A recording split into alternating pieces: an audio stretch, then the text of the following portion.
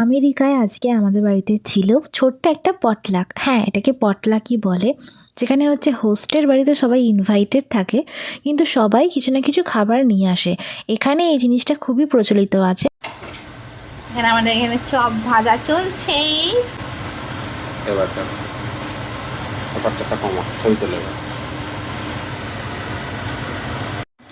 Chop ready. যে আমাদের একদিকে হচ্ছে চপ আর একদিকে হচ্ছে পকোড়া, ডিঙ্কা চিকা। This is vegetable chop made by my husband and me. This is also. সবার আসার টাইম হয়ে গেছে, তাই আমরা আস্তে ধীরে এবার চপ আর পকোড়া দুদিকে দুটো ভাজতে শুরু করে দিলাম, যাতে গরম গরম সবাইকে পরিবেশন করতে পারি। এবার ডিমের টেবিল।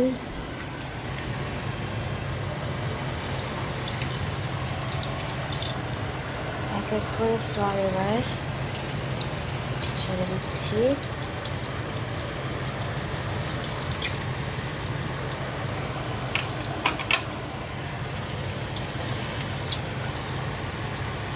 থাক।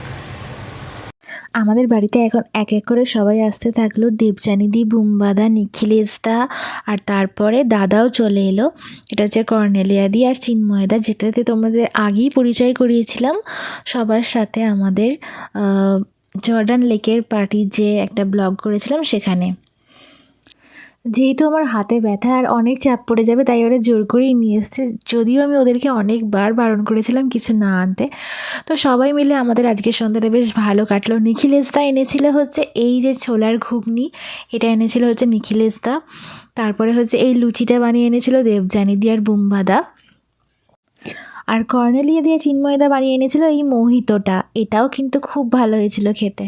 প্রত্যেকটা জিনিসই সবাই এত সুন্দর বানিয়ে এনেছিল যে কেনা না বাড়িতে বানানো বোঝাই যাবে না। আর আমরা বানিয়েছিলাম এইগুলো: ভেজিটেবল চপ, ডিমের ডেভিল, সাথে ছিল চিকেন পকোড়া, এটা রয়েছে ডিমের ডেভিল, আর এই যে রয়েছে ভেজিটেবল চপ। এইগুলো খেয়ে সবাই বলবে কেমন হয়েছে। তো এখানে আর কফি চাপিয়ে দেওয়া হয়েছিল। এই যে আমি, আমার হাজবেন্ড এবং দাদারাও এসেও আমাদেরকে হেল্প করছিল কফি করতে। বুম্বাদা কফিটা বানিয়েছিল। তো এই যে সামান্য আমরা আয়োজন করেছিলাম এইটুকুই। বেশ ভালোই কাটলো আমাদের সেদিন সন্ধেটা। তোমাদের সাথে তো সবার আলাপ আগেই করিয়েছি। আর সাথে ছিল কোল্ড ড্রিঙ্কসটাও কিন্তু বুম্বাদা আর দেবযানীদি নিয়ে এসেছিলো।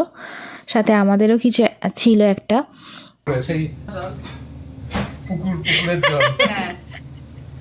এইভাবে মজা করতে করতে আমাদের সন্ধেবেলার স্ন্যাক্স পর্ব শেষ হওয়ার পর আমরা রাতে ডিনার করতে থাকলাম। এভাবেই শেষ হলো আমাদের আজকের সন্ধ্যাটা, এভাবেই কাটলো। খুব মজা হয়েছিল সেদিন। আজ এখানেই শেষ করছি আজকের ভিডিওটা। কেমন লাগলো অবশ্যই জানাবেন। টাটা। তোরা বুঝলি বাড়িতে বানানো? হ্যাঁ, আমি সিরিয়াসলি ভাবছিলাম যে বোতলটাও নতুন চকচক করছে। আমি ভাবলাম যে তাহলে হয়তো এটা কেনা। না, এই বোতলটাকে নাই, বোতলটা তো না, সে তো বোতলটা কেনা হবে, বোতলটা আর বানাতে পারবে না বাড়িতে।